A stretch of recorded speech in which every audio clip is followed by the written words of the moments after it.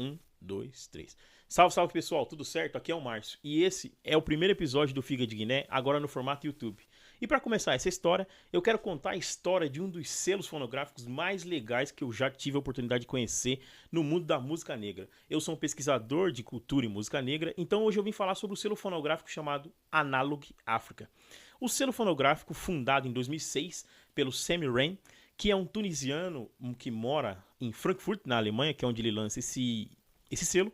Em 2006, meados antes de 2006, ele percebe que a musicalidade negra e africana ela é muito maior e muito mais complexa do que ele tinha tido contato até aquele momento. O Sammy fazia algumas viagens pelo mundo e continua viajando pelo mundo. E numa dessas viagens ele vai até Senegal, especificamente ele vai até Dakar. E em Dakar, enquanto ele viaja, ele faz uns trabalhos de DJ. Em Dakar, ele consegue um trabalho como um DJ residente de um hotel para tocar música africana. E numa dessas vezes que ele vai tocar lá, ele começa a entender que a música africana é gravada anteriormente dos anos 2000, ela é muito mais complexa e muito mais futurista do que ele já tinha imaginado. Então, ele simplesmente começa a entender que talvez a música africana tenha sido pouco utilizada ou que chegou pouco até o Ocidente.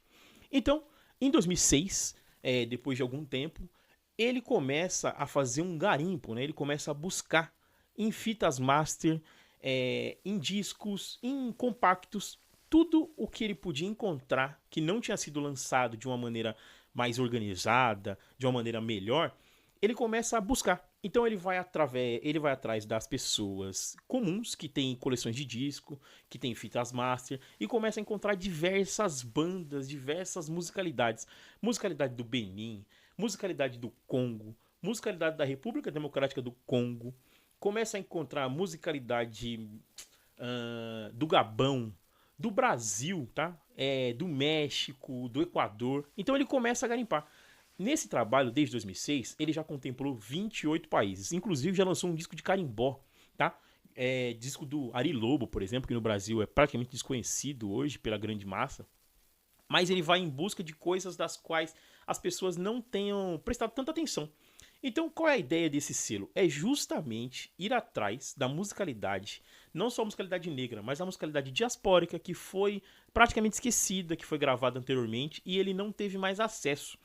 Então, é longe de uma sofisticação, né? longe de um clichê, longe do estereótipo.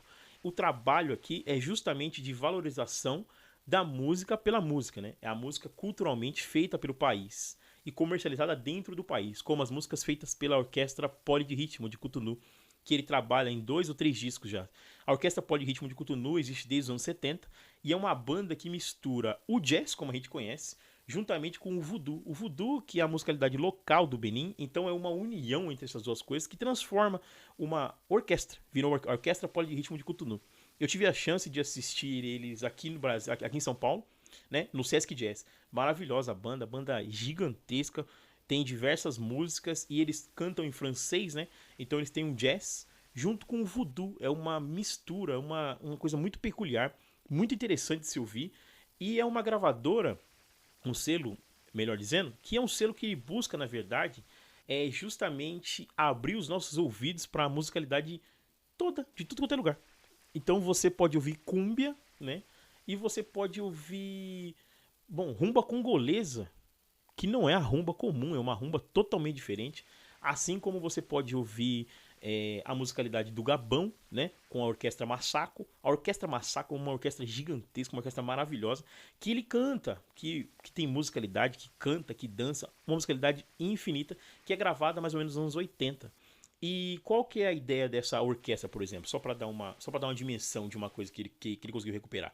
A Orquestra Massako, ela grava no Gabão no meio das florestas, tá? Então a musicalidade é feita no meio de florestas. Então você imagina nos anos 70, nos 80, você juntar 8, 9 pessoas e gravar como se fosse uma orquestra. É uma orquestra maravilhosa, tá? O som é incrível, tudo gravado em take único praticamente. Então tem uma musicalidade ali muito interessante, muito inteligente, que passa despercebido, que talvez a gente nunca tinha, a gente não ia ter acesso se não fosse o trabalho do Semi. Esse trabalho de buscar, de garimpar realmente uma musicalidade que a gente não espera, né? Em 2006 ele lança a primeira coletânea, tudo sai em grandes coletâneas, tá? Elas estão disponíveis na internet, você consegue achar para ouvir qualquer uma das coletâneas, mas é vendido também o disco e tal. Mas você encontra as coletâneas, consegue ouvir, consegue ter acesso a todas elas. Eu acho o preço um pouco caro, mas o vinil no Brasil, principalmente em São Paulo, ele tem um preço meio exorbitante, porque o vinil está se tornando um artigo de luxo, na verdade, e não mais um artigo para você ouvir música, e sim um souvenir, mas isso é uma outra discussão que eu quero trazer também, que é a gente entender qual é a função do vinil dentro do Brasil, se as pessoas usam o vinil porque é legal de ouvir ou se elas estão ostentando algo apenas, né? Bom, eu tenho vinis muito humildes aqui, eu tenho vinis muito simples, mas todos os vinis eu gosto muito. Não tem nenhum de preço exorbitante, eu não tenho condições financeiras de fazer nenhuma maluquice por um vinil. Mas eu gosto muito de vinil, tenho alguns aqui.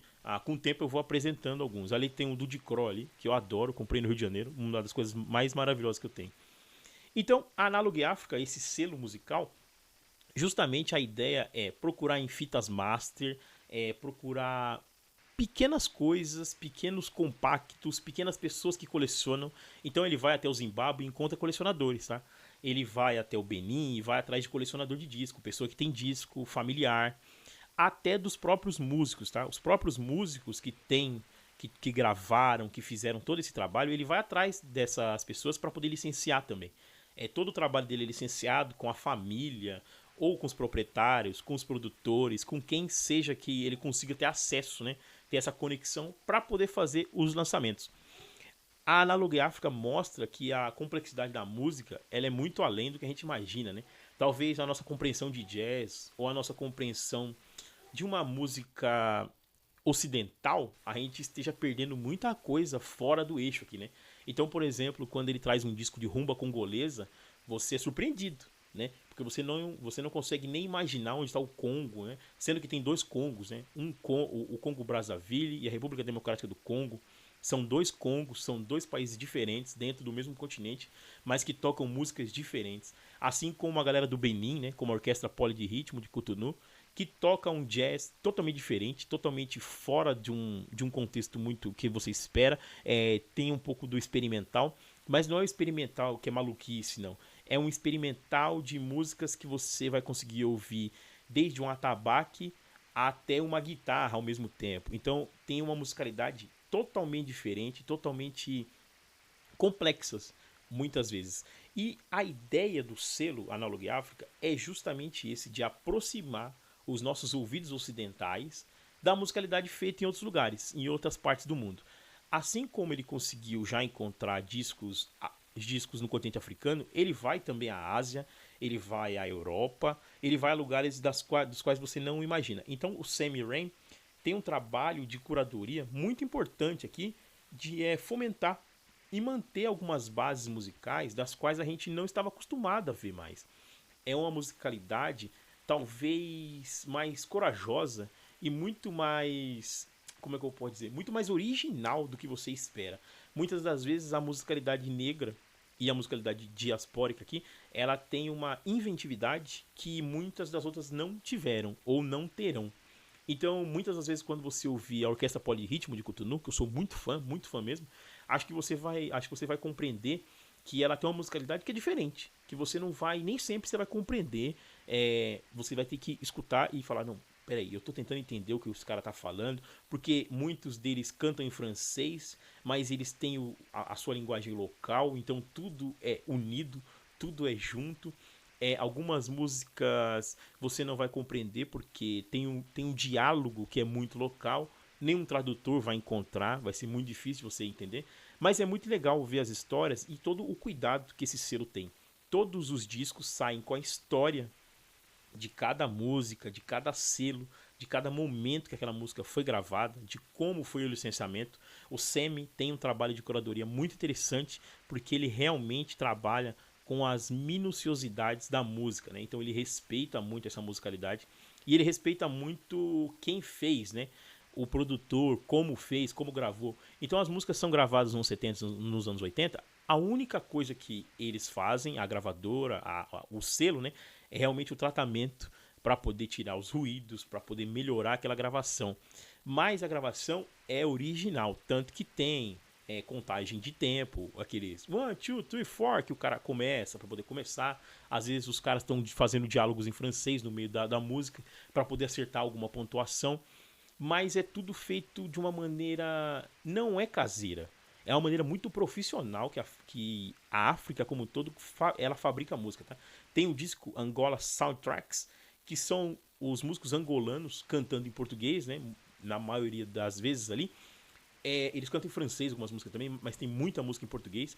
E é um trabalho muito competente para quem gravou nos anos 70 e nos anos 80. Nós sabemos que a música nos anos 70 e nos anos 80 tem um problema, às vezes, principalmente no Brasil. Tem muito disco de samba que, quando você vai ouvir, ele tem vários chiados, tem vários problemas de gravação. E diferente do que acontece no continente africano. O continente africano tem uma musicalidade muito boa e uma gravação muito segura, que até surpreende. Porque você sempre espera que a gravação dos anos 70 e dos anos 80 ela vai ser uma qualidade um pouco menor do que a gente espera. Mas então, tem qualidade muito boa, tem musicalidade muito boa que você não encontra por aí. Então, esse trabalho de curadoria do SEMI é uma das coisas mais incríveis que está desde 2006 aí, rodando, hein? Agora, recentemente, ele lançou mais um. Dessa vez ele tá, é uma mixtape do Equador que saiu, que é excelente, que tem muita música excelente ali que você vai poder ouvir e você encontra facilmente aí, tá? Tá tudo liberado, tá tudo aberto, a musicalidade negra e principalmente todo esse momento da música dos anos 70, anos 80, mais de que você compreende que a música vai evoluindo, né? E como a música africana ela tá sendo cuidada aqui, tá? Nos anos 70 e nos anos 80, tem muita banda boa que a gente desconhece, que a gente vai sempre desconhecer aqui. Se não fosse esse trabalho de ir buscar, de ir no garimpo mesmo, de garimpar o disco, garimpar a mixtape, né? Garimpar a fita, que as pessoas vão sempre ignorar, né? No Brasil a gente tem o costume de ignorar lançamentos antigos, música antiga, por conta dessa facilidade que a gente tem pela música nova, né? Pela busca pelo novo, né? Então a gente está sempre produzindo mais coisas e às vezes a gente esquece daquelas que ficaram, né?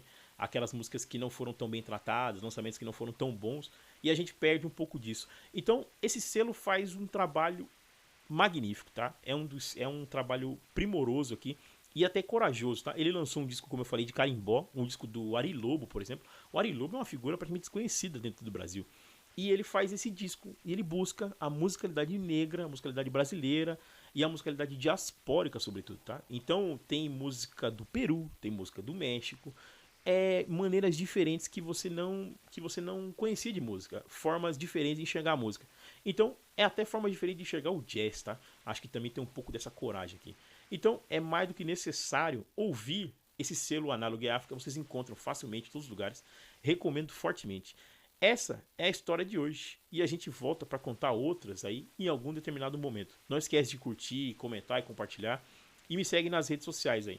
Em todas as redes você vai achar o Márcio Paulo, underlinezinho no final, vocês vão me encontrar, pode mandar mensagem e a gente vai trocando essas ideias e eu volto aí para contar mais histórias sobre a música negra. E esse é mais um episódio do Figa de Guiné e a gente volta a qualquer minuto. Tamo na área. Forte abraço.